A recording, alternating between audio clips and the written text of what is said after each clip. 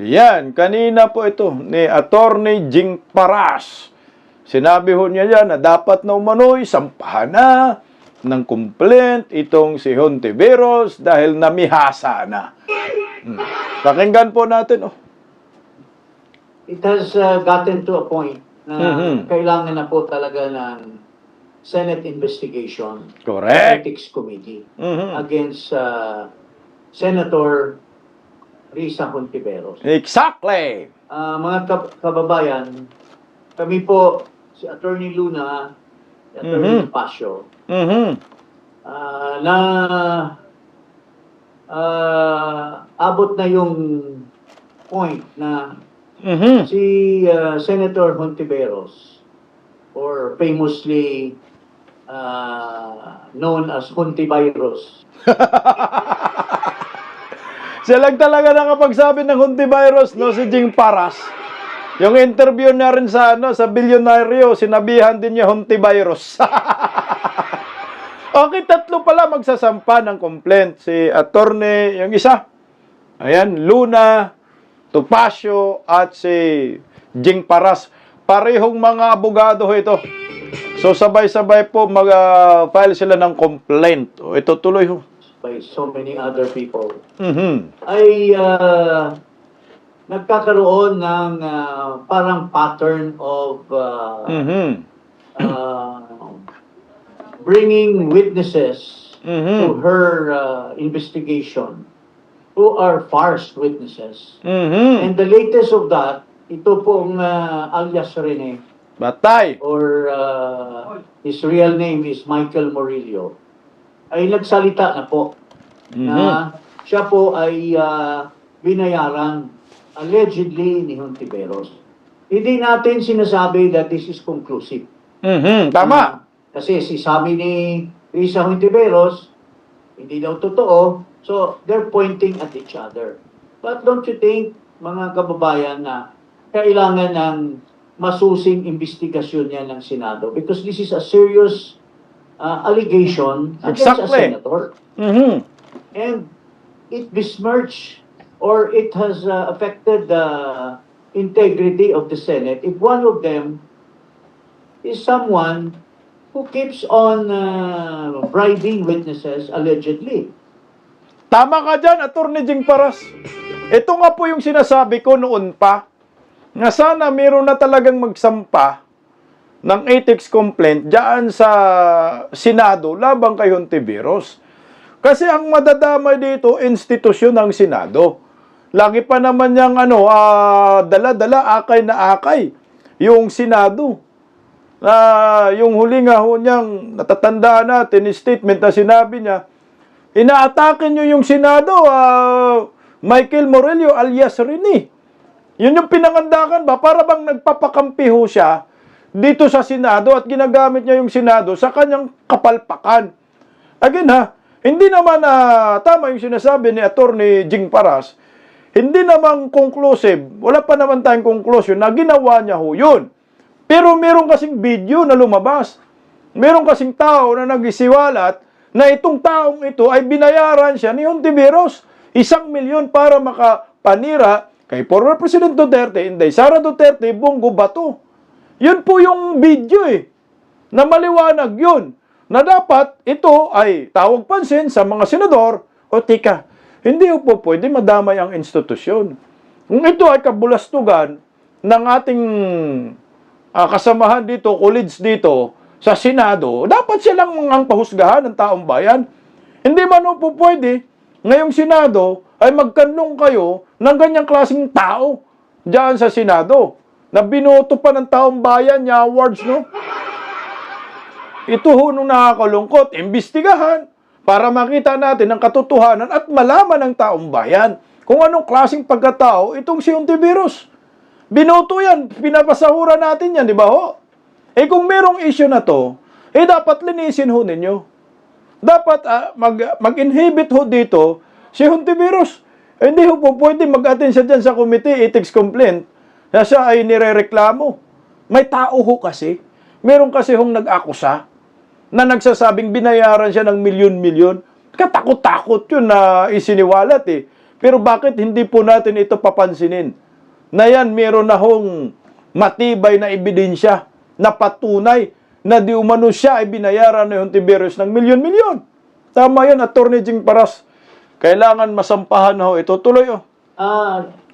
First of all, kami personally, ako si Ferdy, si Manny Luna, who was our lawyer, we filed a case against Hontiveros for kidnapping of minor, for Nako. obstruction of justice. Way Kidnap. back in 2017, yung naalala nyo si Kian De Los Santos, nung inimbestigahan ng Senado yon, may mga supposed to be mga testigos na mga bata.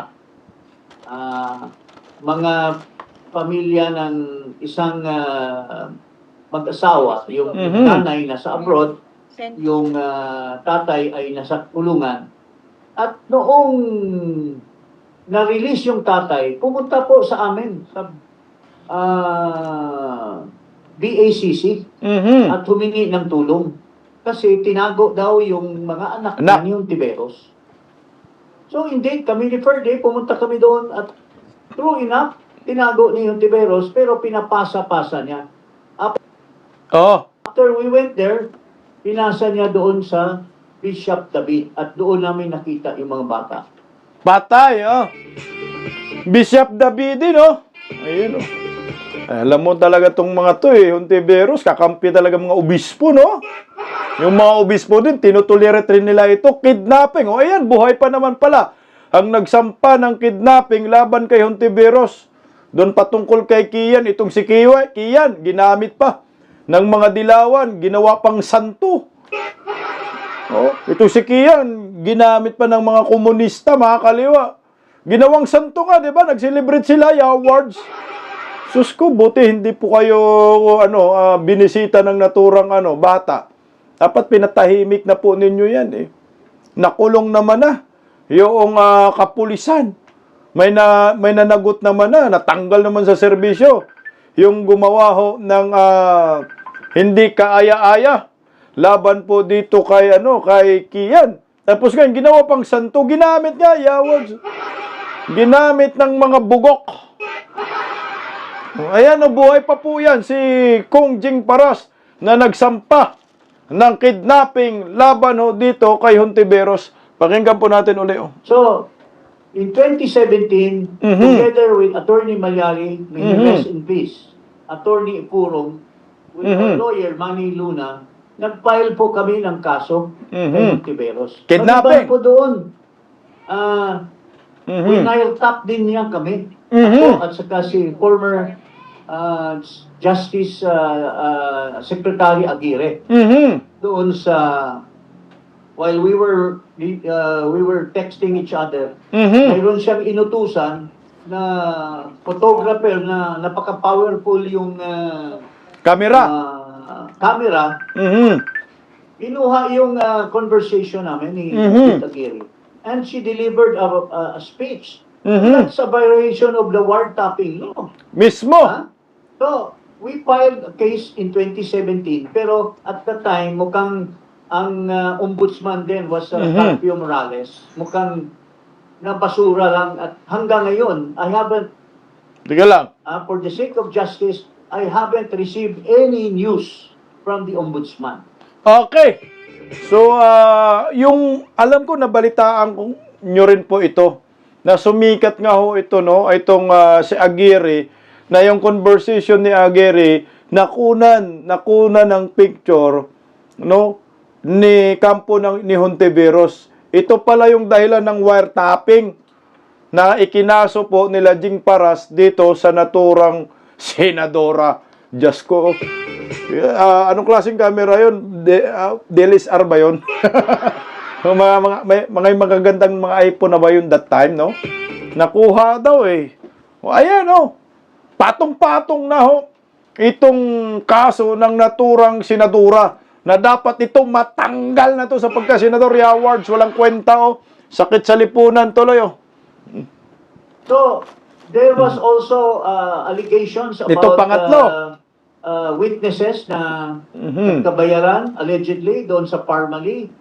And also, during the time of the impeachment of Justice Corona, Mhm. Chief Justice Corona, Miriam Santiago mismo, when he quizzed the witness said it was Hontiveros who created all those allegations against Chief Justice Corona. Mhm. So, para sa amin po, hindi namin sinasabing